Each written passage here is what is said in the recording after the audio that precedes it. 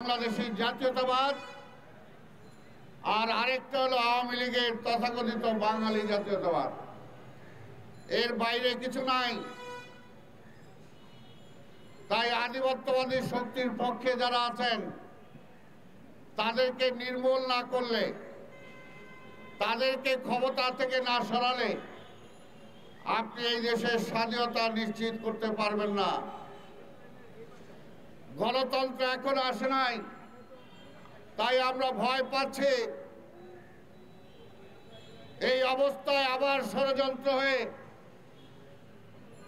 যেমনি ভাবে তত্ত্বাবধায়ক সরকার ব্যবস্থাকে বাতিল করেছিল 111-এর মধ্য দিয়ে,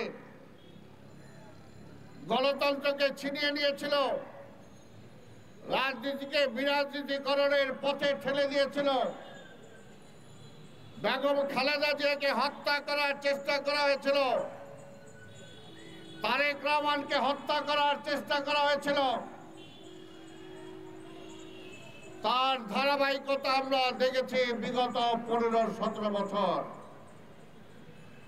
তাই বলতে চাই, ডক্টর ইউনূস সাহেব, আপনার প্রতি দেশের এবং বিদেশের মানুষের একটা আস্থা আছে।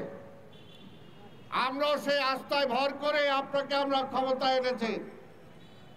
তাই আমরা চাই দেশে আরেকটা যাতে ষড়যন্ত্রের মধ্য দিয়ে এই যে গণতন্ত্র উকি দিচ্ছে, মানুষের ভোটের অধিকার উকি দিচ্ছে, এটাকে যাতে আবার কেউ দাবিয়ে দিতে না পারে, তাই আপনি অনতিবিলম্বে সকল রাজনৈতিক দলকে নিয়ে বসে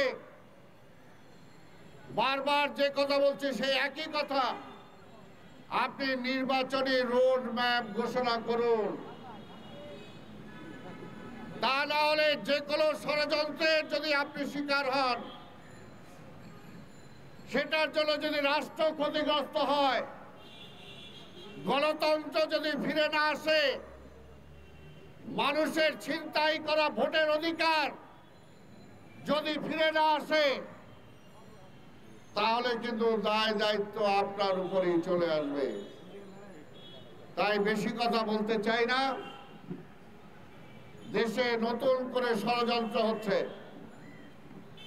এই ষড়যন্ত্রের বেলাকে রুখতে হলে ঐক্যবদ্ধ রাজনৈতিক শক্তির কোনো বিকল্প নাই। তাই বিরোধী দলীয় সকল রাজনৈতিক দলকে বলবো, এই মুহূর্তে ঐক্যবদ্ধভাবে সকল ষড়যন্ত্রকে মোকাবেলা করে গণতন্ত্রকে ফিরিয়ে আনার জন্য যে 15 বছর জনগণের মালিকানা ছিনতাই হয়েছিল, এই রাষ্ট্রের মালিক কি জনগণ, নাকি আওয়ামী লীগ, নাকি একটা পরিবার, নাকি ভারত?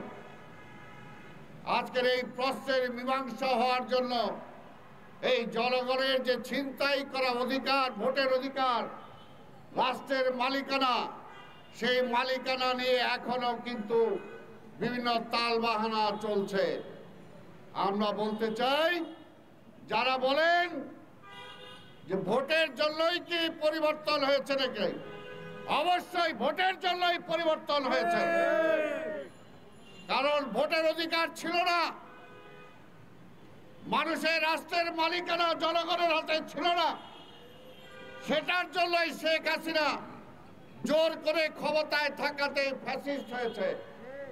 তাই এই দেশের জনগণ এই ফ্যাসিস্টকে তাড়িয়েছে, তার বাড়ির দেয়ালের ইট খুলে নিয়েছে, তার বাড়ির, তার বেডরুমের চাদর পর্যন্ত ছিনতাই করে নিয়েছে এই ফ্যাসিস্টকে তাড়ানোর জন্য এবং মানুষের অধিকার, ভোটের অধিকার ফিরে পাওয়ার জন্য।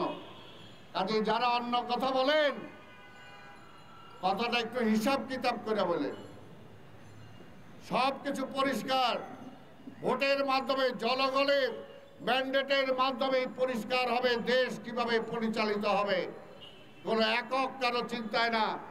যেমনি শেখ হাসিনাও চিন্তা করছিল ভোট দরকার কি, খালি উন্নয়ন হইলেই তো হয়, উন্নয়ন আর চুরি হইলেই হয়ে যায়।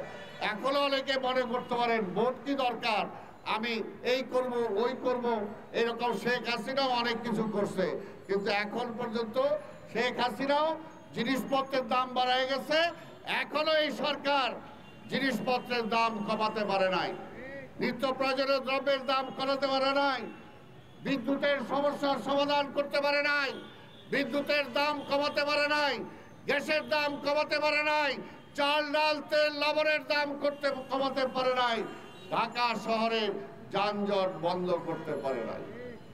তাই আজকে পরিষ্কার কথা, এই দেশের মানুষের ভাগ্য মানুষকে নির্ধারণ করতে দেন, সেটার জন্য রোড ম্যাপ দেন।